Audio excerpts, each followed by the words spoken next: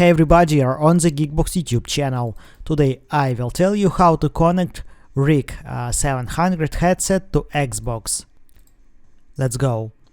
There are two versions of the RIG 700. HS for PlayStation and HX for Xbox.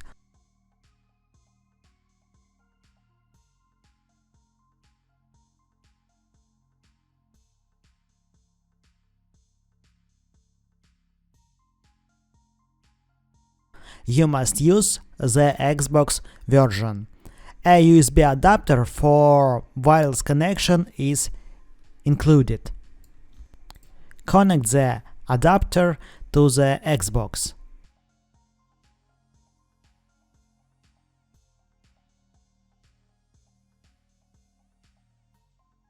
Turn on headset.